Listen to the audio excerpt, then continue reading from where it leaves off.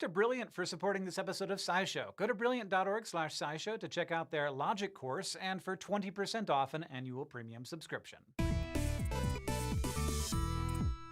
Stem cells have an important role throughout our bodies, replenishing other cells to keep our tissues healthy. But just like our bodies as a whole, stem cells can age and lose their function. This aging process isn't entirely understood, but a new study in the journal Science Advances indicates that stem cell function has to do with their size. It turns out that for stem cells, the bigger they are, the harder it is for them to do their job. The study specifically looked at hematopoietic stem cells, the ones that produce new blood cells. These blood stem cells are some of the smallest cells in our bodies, but the longer they're around, the more they divide and replicate their DNA, and the more often that DNA incurs damage. Now, cells can repair damaged DNA to some extent, and during repair, these stem cells continue to grow in size. So as they get older, they tend to get larger. And these larger, older cells tend not to be as good at generating new blood cells. This is true in us humans as well as in other mammals, such as mice. Now, you might think that their loss of function has to do with their damaged DNA, but this study actually showed it has to do with their larger size. When researchers treated blood stem cells from mice with a drug called rapamycin, which prevents cell growth, the cells stayed small and maintained normal functioning even after developing and repairing DNA damage. On top of that, the researchers bred mice with a mutation that reduced their ability to protect against DNA damage.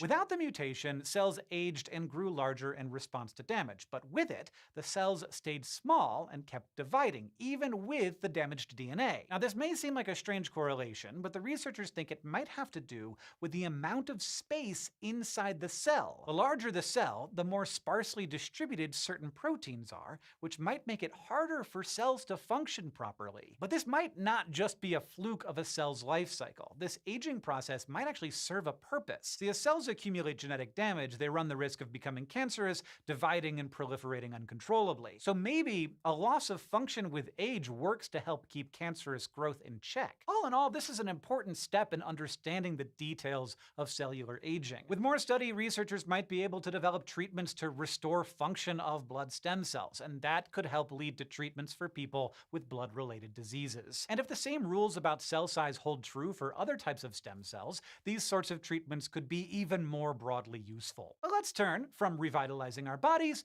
to revitalizing our environment. A new study in Nature Sustainability provides an assessment of the Great Green Wall program, a major effort to restore degraded ecosystems across Africa. The program was started in 2007 under the leadership of the African Union, and now includes the concerted efforts of more than 20 African countries. And the news is promising for the effort's long-term success. Here's some background. The Sahel region is a belt that stretches stretches across sub-Saharan Africa from the Atlantic Ocean to the Red Sea. It's an area that suffers from a great deal of land degradation. The climate crisis has hit the region hard, and that's led to a lot of land becoming less suitable for farming and productivity. This is bad for biodiversity, but also for the humans who rely on the land for food, jobs, and stability. The Great Green Wall is a massive initiative to create a coast-to-coast band of improved environments across the region, aiming to restore the land by planting trees, revitalizing grasslands, and a variety of other efforts. Since its origins in 2007, the program has restored landscapes across 4 million hectares,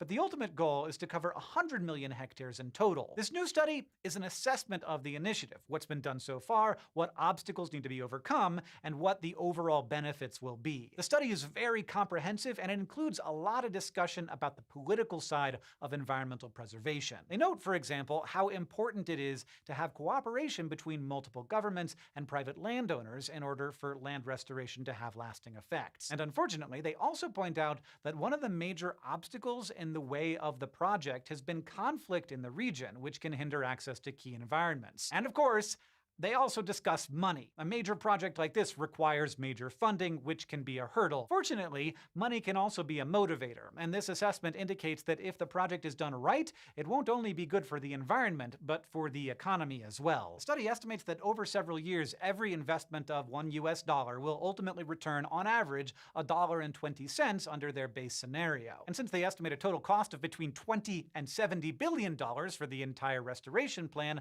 that's quite an economic benefit to look forward to, and hopefully a good incentive for funders. The Great Green Wall has the potential to improve the lives of people all across the Sahel region and to improve the resilience of nature in the face of dangers like climate change. And this study tells us what it will take for it to really be a success, but it seems like the prospects are good. Of course, this is a massive effort, and it is never simple to solve these kinds of problems, but we can sharpen our problem-solving skills with the help of Brilliant. Brilliant is an online learning platform with courses about science, engineering, computer science, and math. They've just relaunched their logic course with a new coat of polish and way more interactivity than before. It'll show you how to make predictions based on limited information by logically eliminating incorrect possibilities. If you'd like to give Brilliant a try, you can sign up at brilliant.org/scishow to get 20% off an annual premium subscription, and checking them out also supports us, so thanks.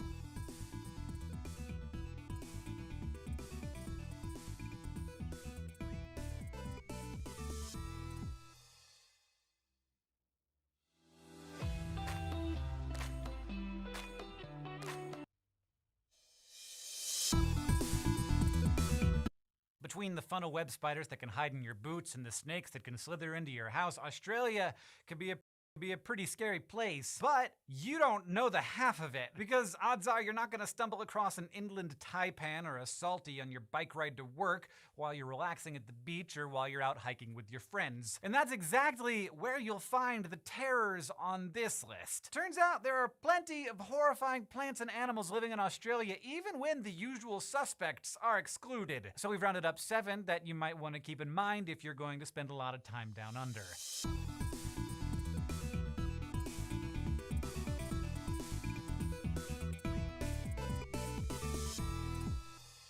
If you hang out in the suburbs along the coasts of Queensland, New South Wales, or southern Western Australia during spring, you might meet an Australian magpie. You could just be walking or biking along, minding your own business, when one of these 40-centimeter long black and white birds swoops in out of nowhere. It might even grab onto your shirt with its sharp claws and start stabbing rapidly at your eyes like it's a scene from Hitchcock's The Birds. But this is not a movie. This is a real thing that happens in real life to real people, and it happens a lot. In 2017, there were more than 3,200 attacks and 520 injuries from magpies in Australia. These birds are highly territorial, and their aggressive swoops are their way of defending their chicks. But less than 15% of magpies attack people, usually ones with nests close to cycling paths. And that's because human attacks are actually a learned behavior, the product of a sharp mind that likely arose because the birds are really social. Scientists have found that magpies who live in big groups do better on problem-solving tests and have more of their eggs hatch, showing that brain power is linked to their reproductive success. And that might be because that brain power allows them to learn things like how to hurt a human. Magpies can even remember faces and attack the same people over and over again each season, and these are birds that can live for 20+ years. So just expect decades of this. Human attacks do seem to be on the rise as well, which is probably because they work. People avoid the areas where the attacks happen, which reinforces the idea that this behavior lets them raise their chicks in peace. If you want to try your luck around Australia's magpies anyway, locals recommend turning your helmet into a porcupine with a bunch of zip ties. Ticks are found all over the world, and they're not exactly anyone's favorite animal, since the whole thing that they do is just attach to your body and suck your blood. But along Australia's eastern shores, one species of tick, the paralysis tick, can do something much creepier. It can make you allergic to meat. Like pretty much all ticks, these spider-like creatures leap off blades of grass onto mammals like ourselves in search of a tasty blood meal. They'll plunge their sharp mouth parts or chelicerae into flesh and inject a concoction that ensures that they can slurp up blood without interruption. And that is where it all goes wrong. Along with the toxins that prevent the blood from clotting, the tick injects a cocktail of other chemicals and anything else that just happens to be hanging out in the saliva. That can include the pathogens behind things like Q fever and an Australian version of typhus, and it also includes neurotoxins, which normally just numb the area, but in extreme cases can slowly paralyze you completely if the tick isn't removed. Hence the name paralysis tick. But the strangest of all is that the tick's saliva contains galactose alpha-1,3 galactose, a carbohydrate also found in many red meats. Get too many tick bites, and you can become sensitive to this carbohydrate. And that means you can develop what's known as tick-induced mammalian meat allergy, even though it extends to all mammal products, including milk. So your time down under could make it so you can never really enjoy Aussie cheese fries or a juicy steak from Outback ever again. The giant centipede is so fearsome that it's even known to take on some of Australia's scariest snakes. These 16-centimeter long centipedes are found pretty much everywhere in Australia, but also in parts of the Solomon Islands, New Guinea, Indonesia, Southeast Asia, China, and Japan. Like other centipedes, they've turned their two front legs into menacing hunting tools called forcipules that not only pack a powerful bite, but also inject venom into their victims. That venom contains dozens of toxins and is so powerful that it can easily bring down a small lizard or a snake. It's not clear what all of the different components do, but researchers have found that the venom contains cystatin, a protein that fights against our immune defenses. And it also contains glycoside hydrolase, an enzyme which helps it spread throughout the body. Bites from these centipedes aren't usually lethal to beasts our size, but they do hurt a lot, sometimes for days. And that's likely due to special pore-forming toxins which mess with neurons and can even kill cells. The biggest danger, though, is that some venom components are similar to ones in bees and wasps, so people with allergies to those animals can go into anaphylaxis if bitten. Thankfully, they're nocturnal and pretty easy to spot, so bites aren't too common. But now you know they're there, so you can watch out for them. The strychnine tree, found in Australia's southeastern temperate forests, might look pretty harmless with its beautiful fragrant white flowers and small orange-like fruit, but those alluring flowers and appetizing fruit house the dangerous nitrogen-rich compound that gives the tree its name. Strychnine is an alkaloid like caffeine and nicotine, and it had been used in traditional medicines for centuries, but it's also the key ingredient in some kinds of rat poison and also many Agatha Christie murder mysteries. Strychnine acts on the central nervous system by binding to glycine and acetylcholine receptors, particularly those on motor nerves in the spinal cord. Glycine and acetylcholine calm neurons down, making it harder to trigger them. Since strychnine lessens that calming ability, the neurons fire more easily. Symptoms start with muscle soreness and stiffness, but can escalate quickly to convulsions and seizures. If the toxin affects your heart or lungs, then your odds of survival go down fast. And you only need to ingest 60 to 100 milligrams of the stuff before you meet your unpleasant end, roughly the amount in the seeds of a single fruit. So yeah, you cannot trust Australian trees any more than you can trust Australian animals, apparently. Speaking of pretty things that are way more dangerous than you'd think, if you're snorkeling on one of Australia's many beautiful reefs, do not touch any pretty conical snail shells you see. If you get too close, these predatory snails can spear you with their venomous harpoons. The Queen Victoria cone is endemic to Australia, meaning it's the only place in the world you will find these ghastly gastropods, although it is similar to the equally scary and more widespread geography cone, which is also found in Australia's northern waters. Both subdue their prey by stabbing them with venom-delivering, tooth-like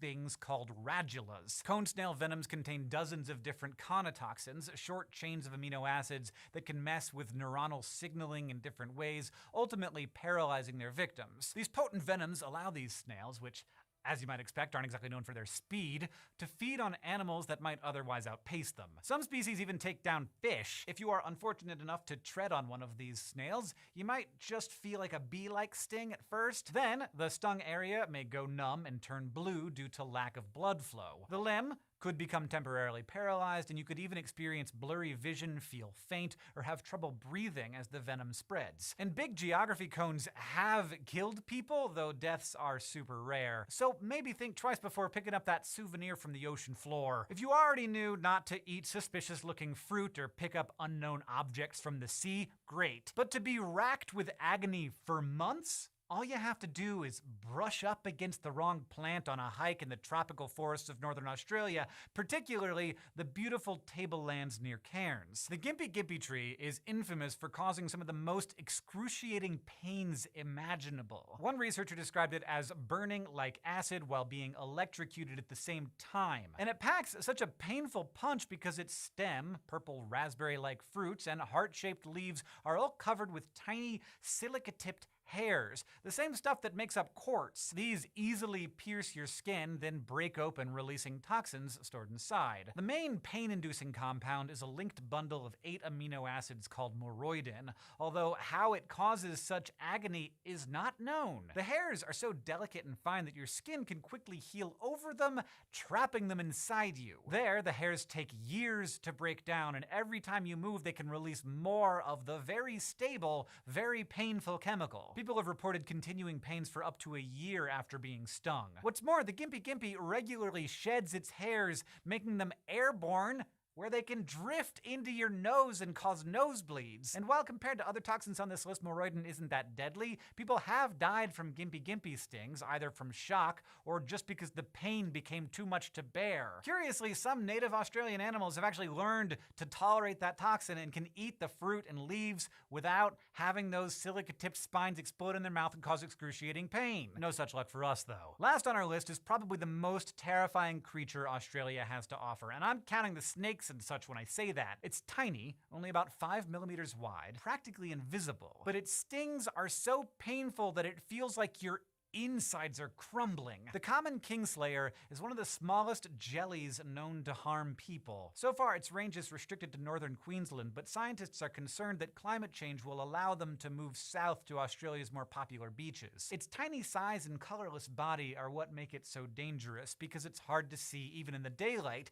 which makes its meter-long tentacles that much more difficult to avoid. Unlike most jellyfish that only have stingers or nematocysts on their tentacles, these jellies have them all over their bodies. And when they touch you, they can fire a thin tubule into your skin that injects the animal's potent venom. Like other jellies, their stings can burn, but they can also cause Irukandji syndrome, where your body releases dangerous levels of catecholamines. These compounds, like epinephrine, ramp up your sympathetic nervous system, causing rapid heart rate, nausea, and an overall impending sense of doom. And that sense isn't necessarily wrong. The jelly was named after Robert King, an American tourist who died from its sting. Luckily, stings are rarely fatal, as doctors are usually able to manage the syndrome's more dangerous symptoms. In fact, before you cross Australia off of your list of desirable holiday destinations, you can take solace in the fact that none of these horrifying things actually cause that many deaths. Neither do Australia's snakes or spiders, for that matter. You're much more likely to die from falling off a horse or being kicked by a cow than you are being pecked or bitten or stung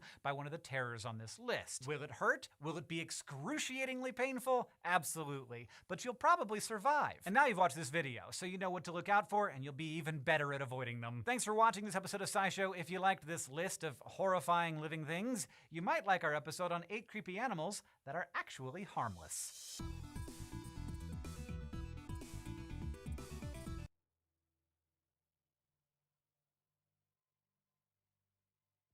All right. Well, man. Good morning, Tree Fam. How you guys doing? What is up? What is up? What is sont? What is sont? Hey. Welcome back to the Treehouse, everybody. My name is Cherry Boss. I'm your everyday streamer here on Twitch. Go live every single day. There's my floor. That's there every day too.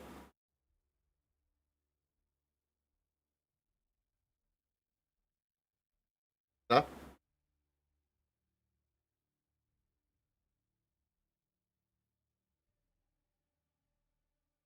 Alright. Bam.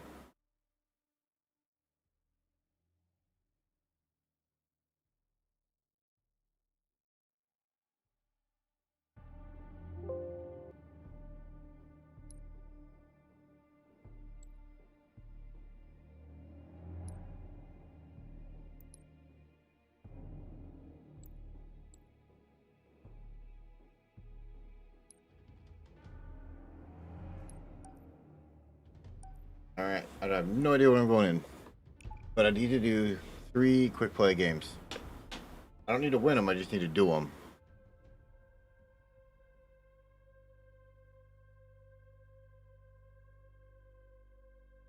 Alright, but good morning everybody. Hope you all had a great day. Hope you enjoyed the science intros.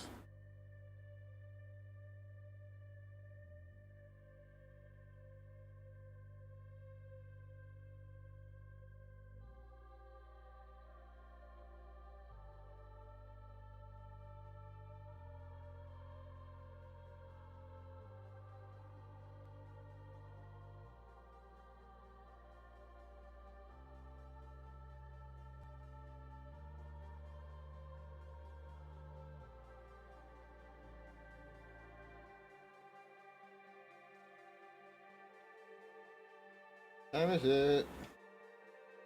Wife should be getting off of work in about an hour. Hey bud, how you doing? Welcome in from Twitch. How you doing? How you doing?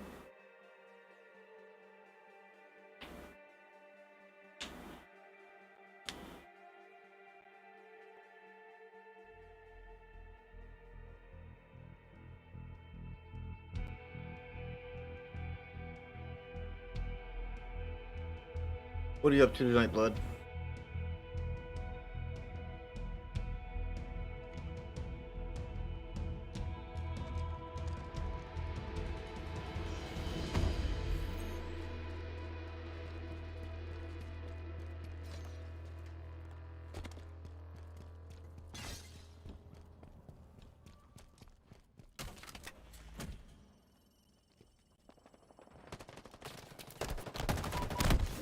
Damn. Not gonna lie. The color combination, I was not able to tell if it was the enemy or not. It says there's red and blue all over them.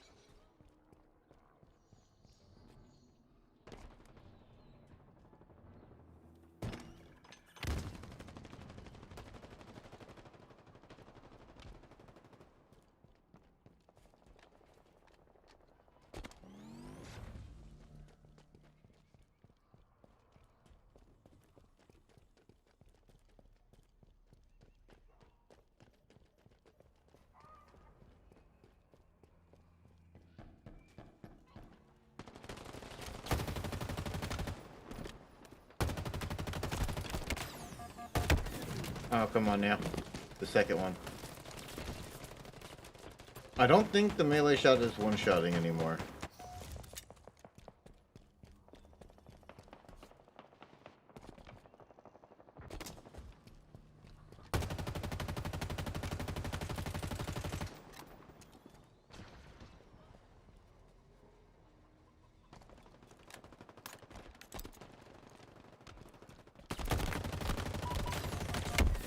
Oh, come on now. Really? Just an assist for... Jesus Christ. Like the whole fucking clip into him.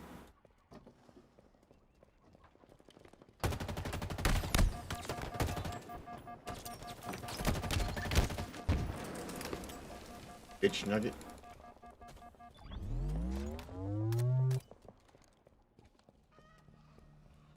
That's right, I teabagged him. What?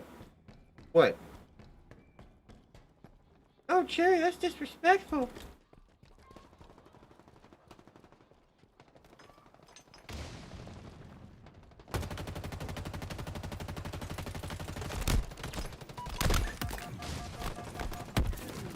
Got him, though. guy behind you? Guess not. I got him. I killed one.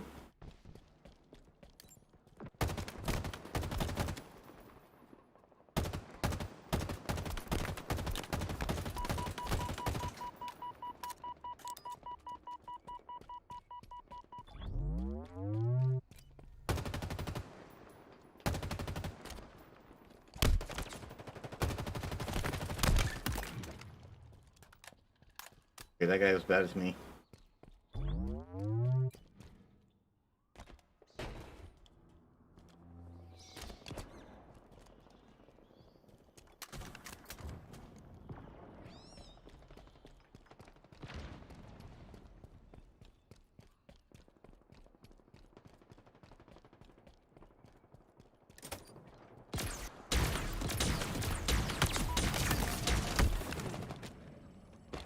Oh, a camper. We got a camper. All right.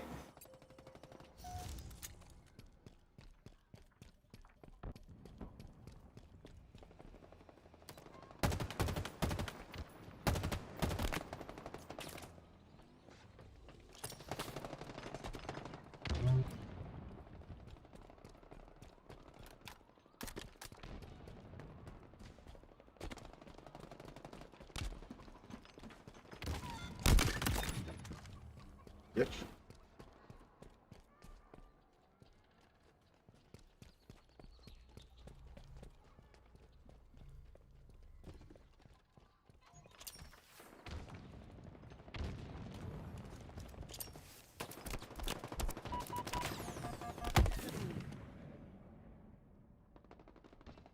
Look how far back I am from the wall. How them bullets still gonna hit me from there? Just saying. Not mad about the kill. Just saying.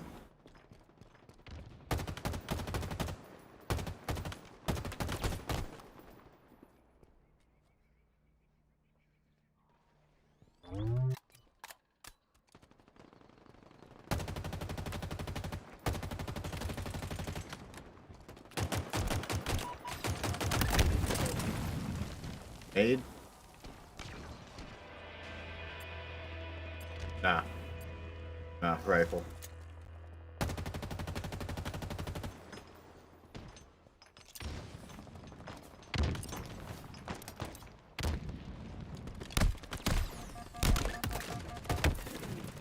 Got the one, baby. Nice.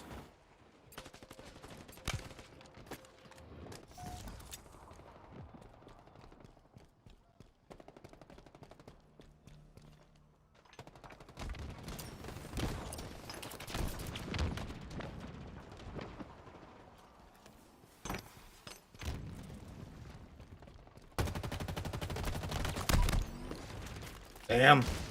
Yeah, it's definitely a two-shot because of the shield. That's why I went and shot him first, though. Hoping it would go through the shield at the very end, but no. No, if they have any shield left, this thing's not doing shit.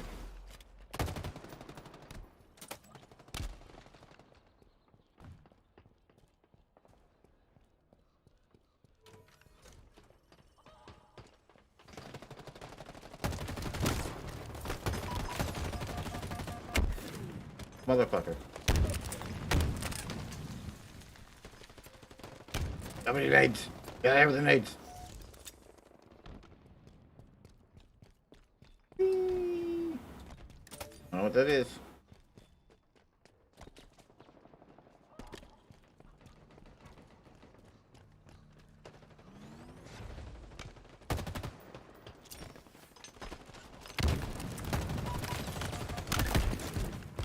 What the fuck?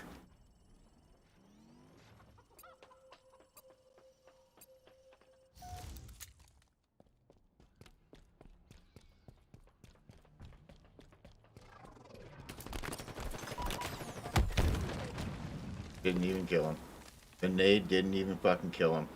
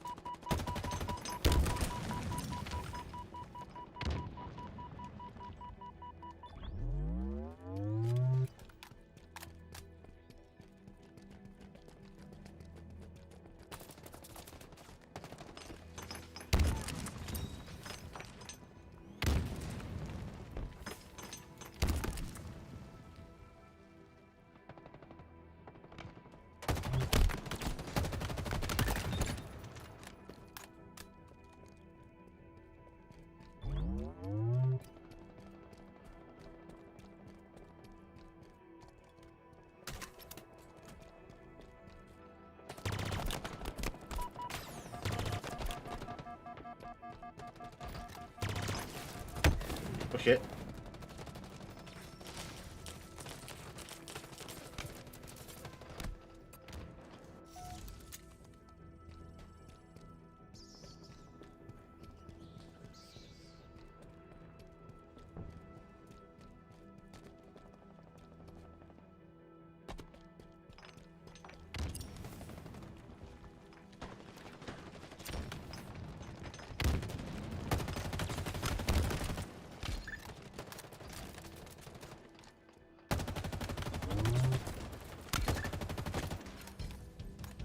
Nice.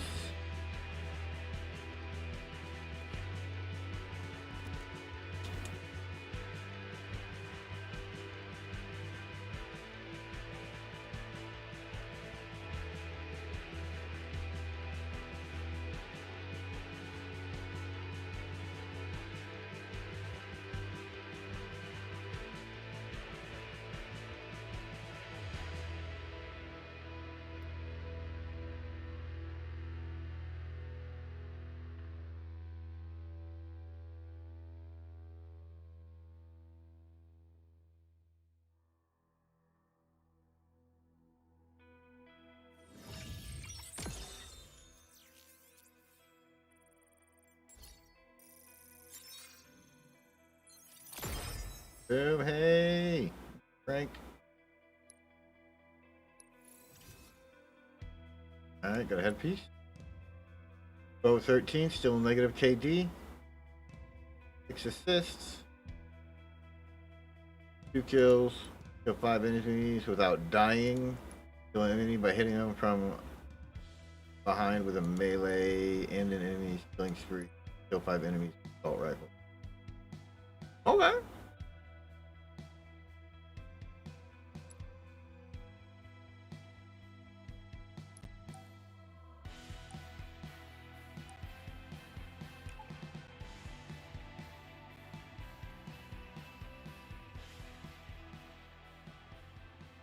While this is loading, I'm gonna go grab my phone. I'll be right back.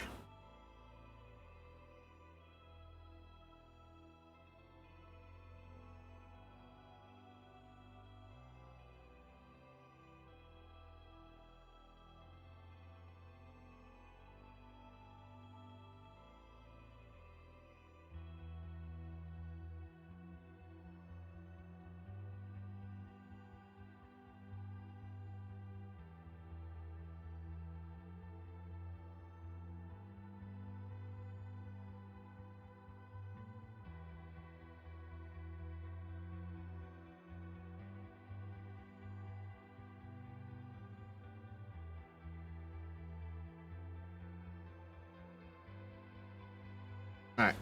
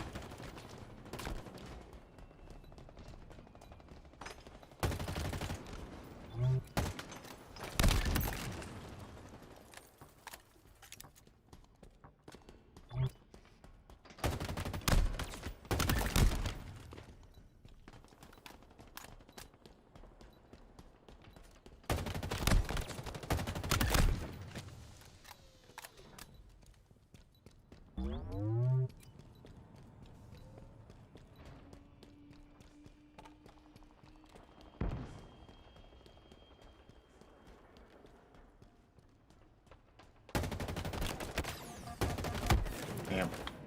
What was I? 4 and 1. Hey! Nice! I'm gonna stop the courier. Hey, hey, hey! Ooh, I did the objective.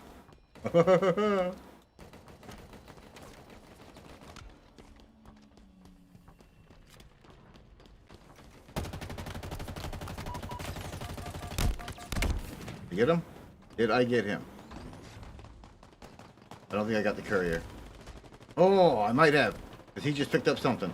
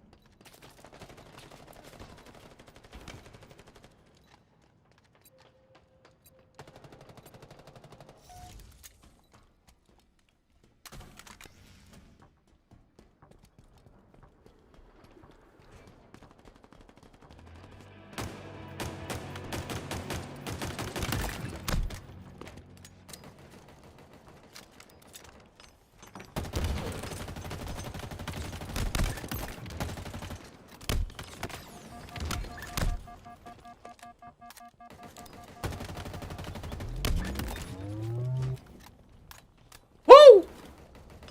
Woo!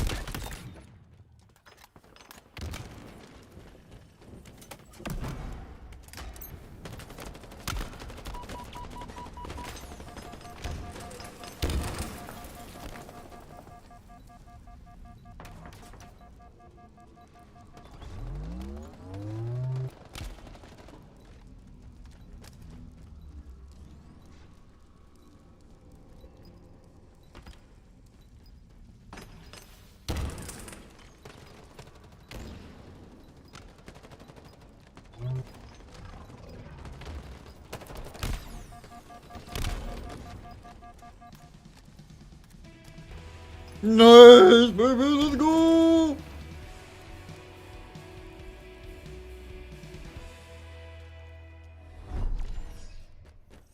Woo!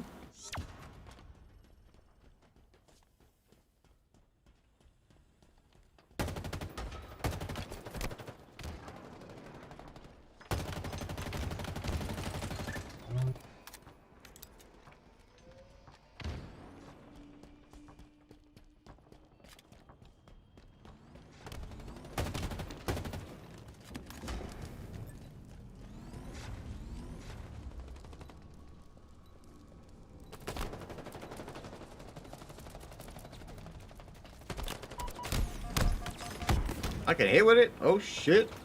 That's punch. Good effect from behind. Okay. Held it for a little bit.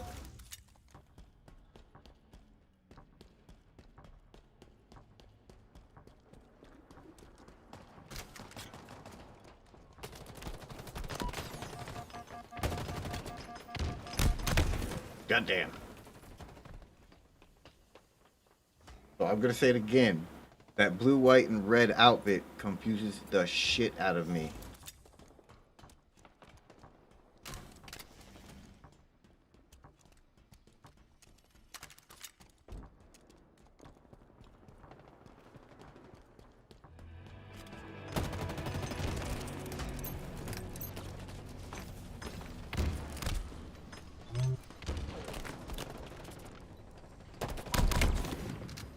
Can hit him, right? Did hit him, right? Shoot! Shoot! There you go, second kid. Get him!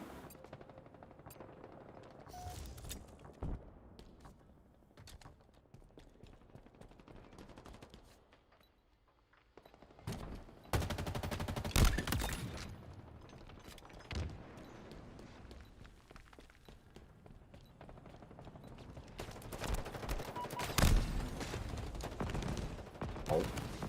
It never seems to work out for me like that. The nades. Not the nades. The assault rifle.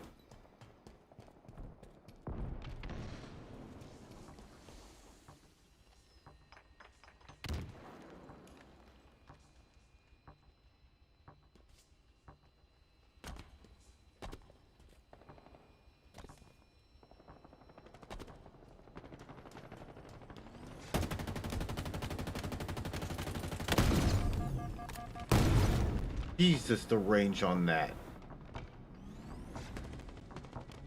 Dangerous shockwave, no shit.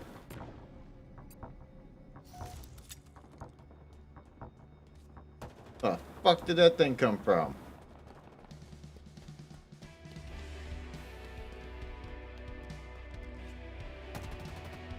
But don't put like the same music for winning and losing. Jesus.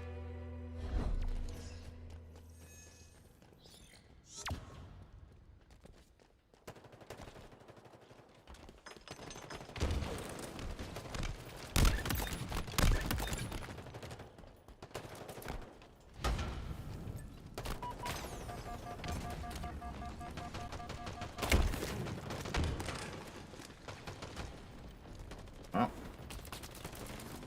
At it. Get him. Get him. What the? Jesus Christ.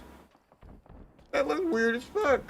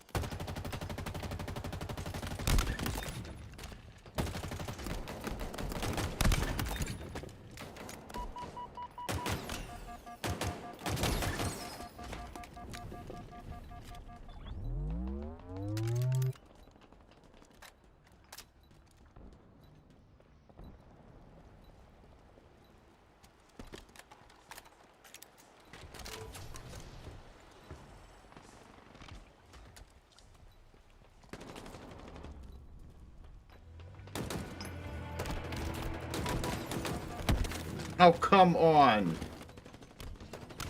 Ugh. I scrolled too fast and it switched back to the previous weapon.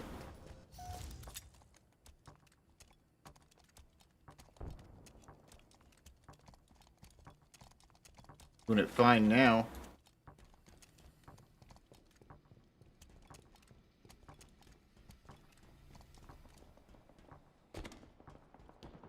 God, that was annoying.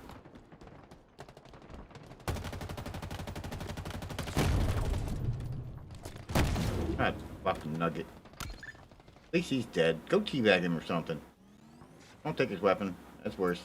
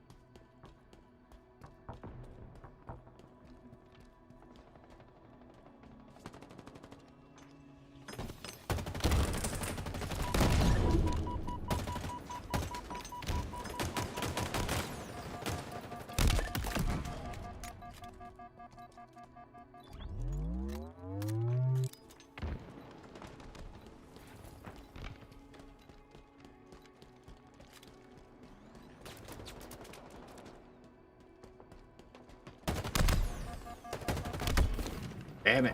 Lost track of him. That's just my lack of skill. I mean, all of this is my lack of skill. Bro, they're taking it. They win. They win 2-1.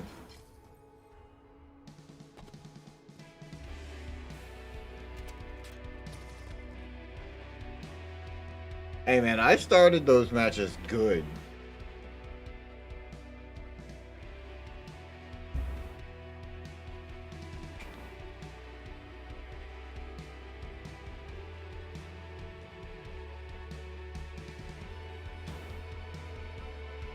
I am hungry.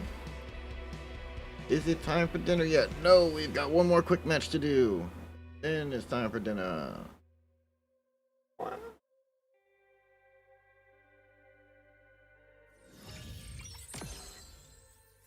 Down. Oh shit, we got it completed. Not that one, but another one. Oddball match.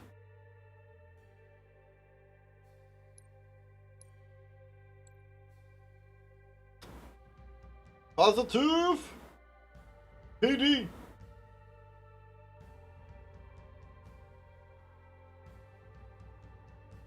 Positive KD, baby. Positive KD.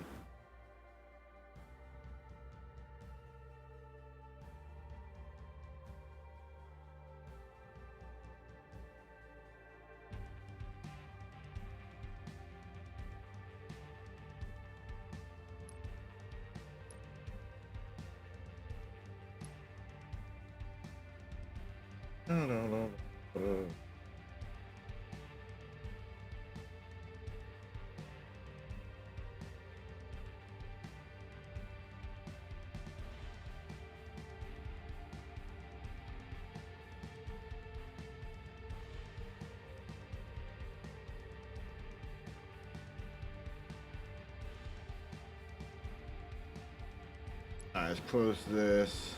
Quick play, one more quick play, then we're gonna head off.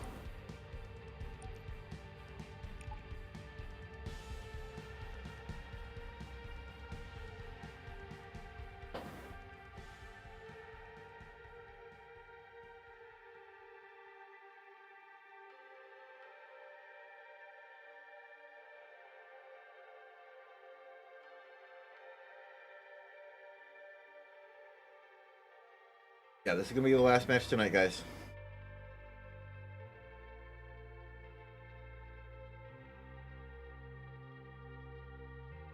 It's a baby.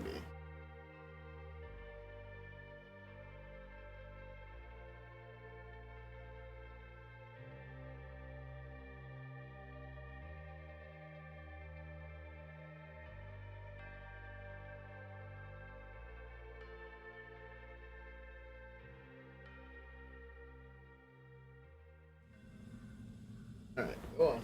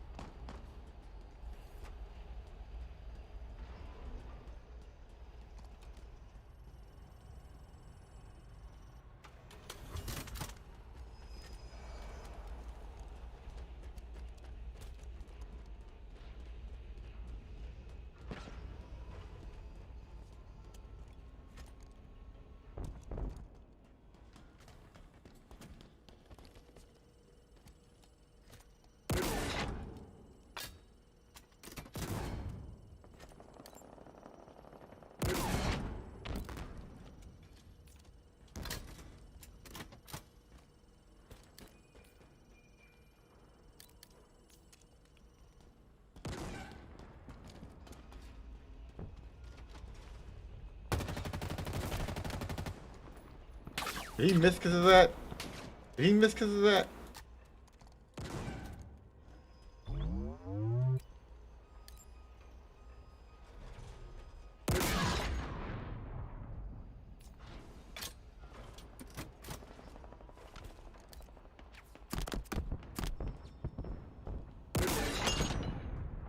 Alright, I'm not a fan of this weapon.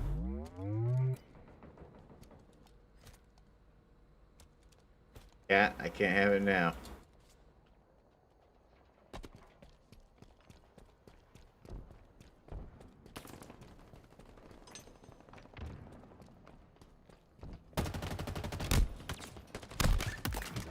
Gotcha.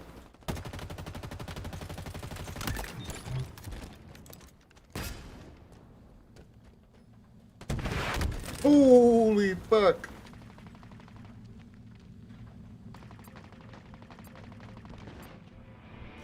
A little fucking bunny right there.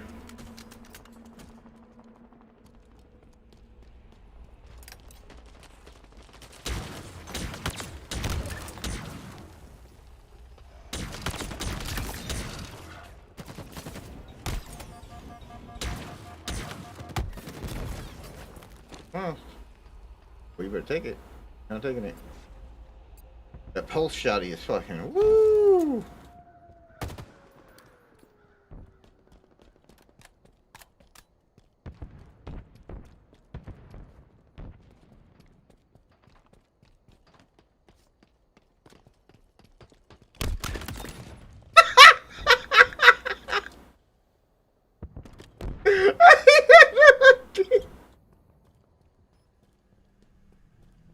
He had no clue. Oh, fuck.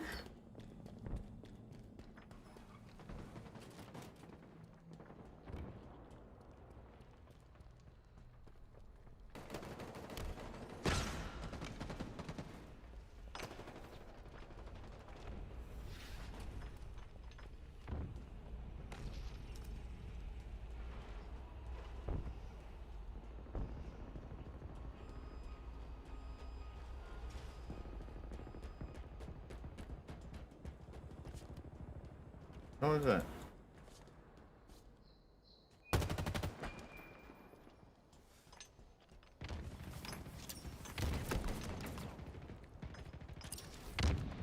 Can you get him?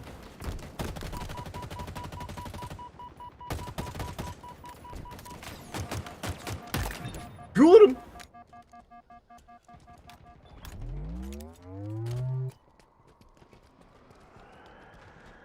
Oh, apples.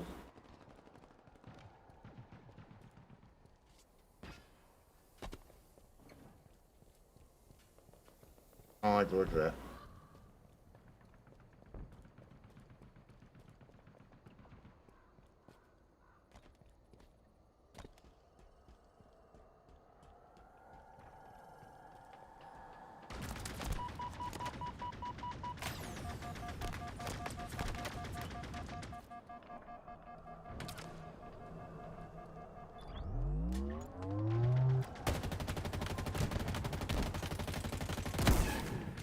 Ow.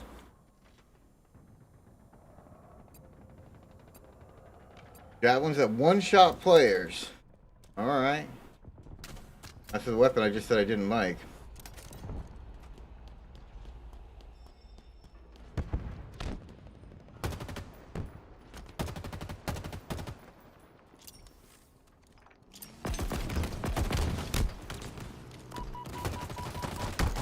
Ah.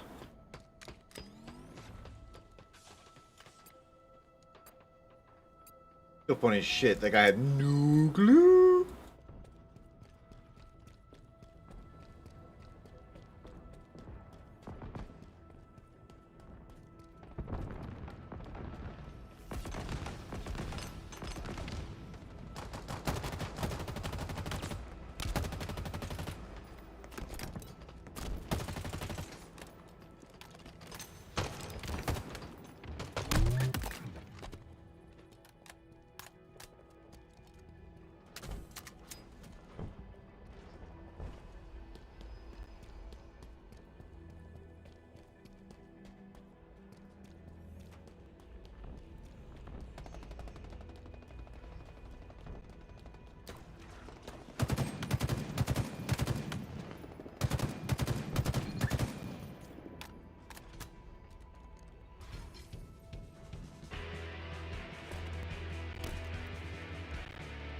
Heh.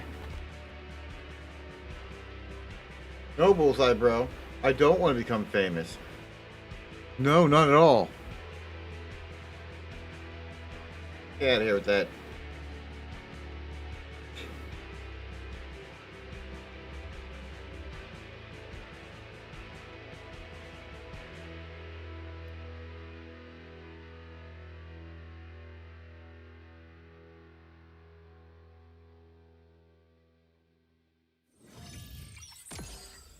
Alright, boom, boom. Kick, kick.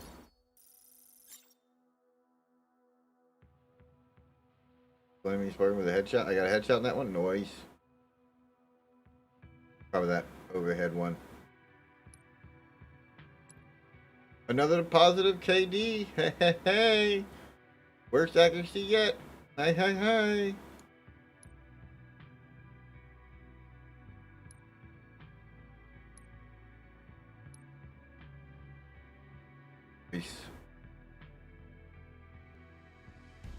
Nice, dude. Alright, let's check this out.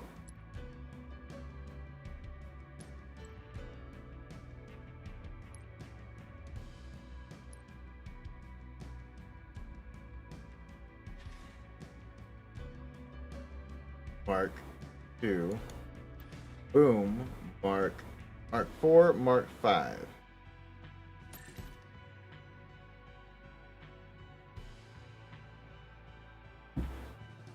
Yeah, we picked up the battle pass. So we'll be playing in this starting tomorrow. Mark 4, appreciate ya. Been good to us. Alright, Tree Fam, that is it for us tonight. Thank you very much, everybody, for hanging out, spending your time. I appreciate ya. Blood, have a good one. Bullseye, go fuck yourself. Everybody else, have a good one. Thank you very much. I will see you sometime tomorrow, because as always, my name is Cherry Blossom with 1S, and this channel is live once a day, every day of the week. I don't know why I broke it up like that. I did. Deal with it. Yeah. Anyway, have a good night. I'll see you tomorrow. Bye! Hashtag never play solo. Hashtag outro.